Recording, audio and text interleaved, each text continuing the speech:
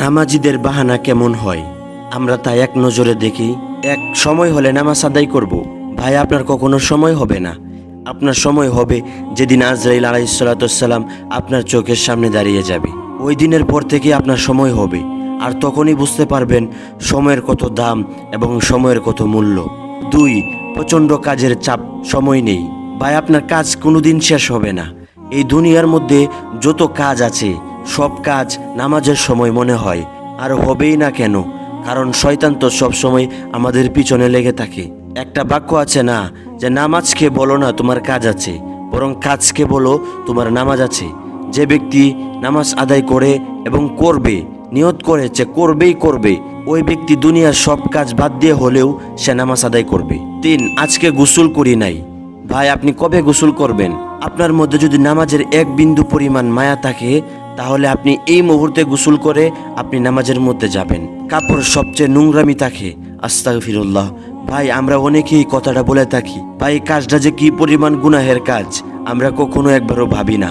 আল্লাহ রাসূল সাল্লাল্লাহু আলাইহি ওয়াসাল্লাম যখন মেরাজে গিয়েছিলেন, তখন হযরত আবু বকর রাদিয়াল্লাহু তাআলা আনহু জিজ্ঞাসা করেছিলেন, হে রাসূল, জাহান্নামের মধ্যে সবথেকে বেশি জাহান্নামী কারা হবে এবং সবথেকে বেশি মানুষ কারা যাবে?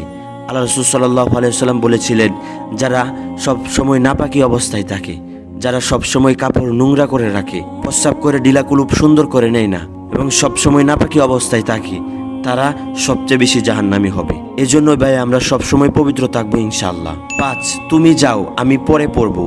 ভাই, আজকা কাম কাল নাহ পর ঢাল। আজকের কাজ কালকের জন্য রেখে দিও না।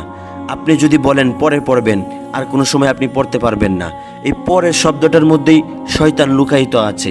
এজন্যই আমরা বলবো আগে নামাজ পড়বো, তারপরে আমি কাজ করবো ইনশাআল্লাহ। 6, নামাজ তো পড়তেই হবে। ঠিক বলেছেন। কেউ যদি বলে ভাই নামাজ পড়ে আসি, উনার কথার উপর আপনি ভিত্তি করে বলেন, না ভাই ঠিকই বলেছেন, নামাজ পড়বই, তবে আজকে না, কালকে থেকে পড়বো। না ভাই, কালকে করতে করতে আপনার জীবন থেকে বহু দিন চলে যাবে, কিন্তু আপনার নামাজ কখনো পড়া হবে না। এজন্যই আমরা সাথে সাথে নামাজ আদায় করব ইনশাআল্লাহ। নিয়ত আছে অতি তাড়াতাড়ি নামাজ ধরবো। ভাই, নিয়ত করলেই হবে না। বুখারী শরীফের প্রথম হাদিস, ইন্নামাল আমালু বিন্নিয়াত। আপনি আপনার নিয়তের উপর নির্ভর করবে ওই কাজটা, যে কাজটার জন্য আপনি নিয়ত করেছেন।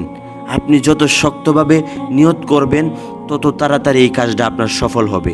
আপনি যদি বলেন আমি আজকে থেকে, এই মুহূর্তে থেকে আমি নামাজ আদায় করব, এই মুহূর্তেই আপনার দ্বারা সম্ভব।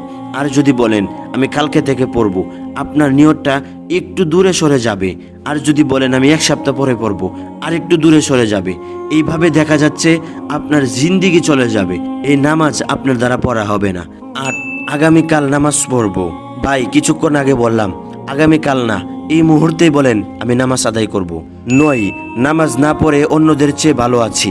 ভাই, এই কথাটা যদি আপনি বলেন, আপনি সাথে সাথে কাফের হয়ে যাবেন। মুমিন যারা, তাদের একের পর এক বিপদ আসে।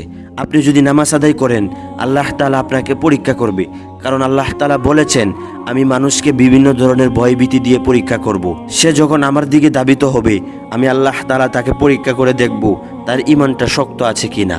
ভাই, আপনি যদি বলেন যে আমার পাশে একজন ভাই, সে বসবাস করছে, সে নামাজ না পড়ে অনেক ভালো আছে, আর আমি নামাজ পড়ে একের পর এক বিপদ আমার উপরে চলে আসছে। ভাই, এই সমস্ত কথা যদি আপনি বলেন, তাহলে আপনার ঈমানের দুর্বলতা দেখা দিবে। এক সময় দেখা যাচ্ছে আপনি কাফের দিকে ধাবিত হবেন।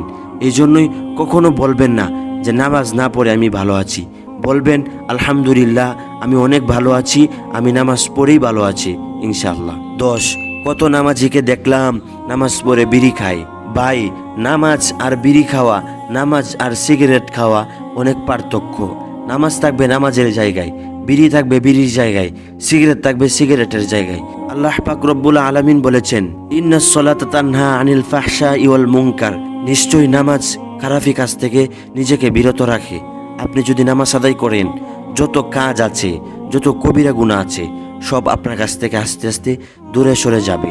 এই জন্যই আমরা সব সময় নামাজকে প্রাধান্য দেব। নামাজ যদি আমরা ঠিকঠাক মতন আদায় করতে পারি, সব কাজ, সব গুনাহের কাজ আমাদের কাছ থেকে আস্তে আস্তে চলে যাবে।